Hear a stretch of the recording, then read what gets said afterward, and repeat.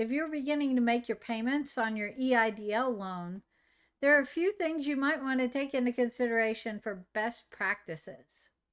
Now, obviously, these are recurring payments. You want to make sure you're on time each month.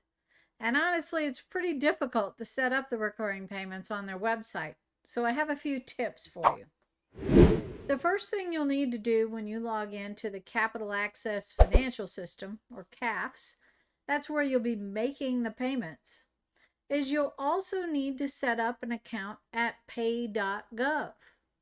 Without this option, you won't be able to set up the recurring payments. At pay.gov, you'll need to set up the ACH for the account where they should draft. And that needs to be an account 1201 payment. That's the type of loan that the EIDL falls under for government payment.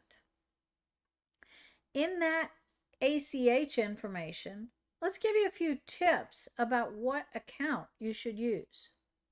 I strongly recommend that you have a separate account set up specifically for the EIDL loan payment each month. Whether you transfer money individually or all in one lump sum into that account and then have that one account drafted, or you just put the money in there, you want to separate those funds. There's really never a good case where you want to give the SBA the ability to draft an account with an endless supply of money. Who knows if they ever go haywire or if they think you're in default, they may attempt to draft more than their payment should be. So I like to set up a separate account specifically for this. If you're using a product like Relay Financial, relayfi.com, you can set up multiple accounts just like this for many purposes, free of charge. So I strongly suggest you take a look there. But I have a separate account set up for the repayment. And then I make weekly drafts from my operating account, or weekly transfers, from my operating account into that, so that every month there is money there to fund that payment. Then if you ever need to stop making payments, it's sometimes difficult to get the government to stop drafting an account. But if there is no money in that account, they will have to stop drafting it. So you could close that account if needed. So my first advice, set up a separate account. Secondly, do set up the recurring payments. I like to set up recurring payments that I control in most cases, but I'm not confident the government would ever find my payment and get it posted correctly. So I will have them draft it, but only from an account that has the money for one payment in it. In that payment account, use the recurring option on the pay.gov site first. So set up the account that you want to draft on pay.gov, then switch back over to the Capital Access Financial System and make a payment like you normally would.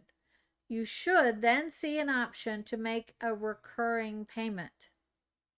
If you ever need to change accounts, you'll go back into the pay.gov side, very confusing, and delete the old one and then set up the new account.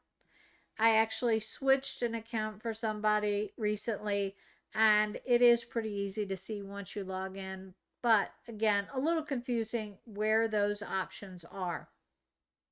So a little summary: if you're going to set up recurring payments, go into pay.gov first, set up 1201 payments, and enter in your ACH information for the account you'd like to draft. Then go into the Capital Access Financial System, make a payment, and you'll be able to tell it is a recurring payment.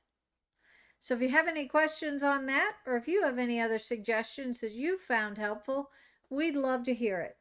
Please just shoot me an email or comment on this video. And again, subscribe to our channel to make sure you get all of the latest and greatest on the EIDL and everything else that we offer. Please follow us on Facebook and Instagram. Please make sure to check out our blog and our website linked below. Subscribe to our YouTube channel and hit the bell to be notified when we post. You can email me at donna@pyopaccounting.com.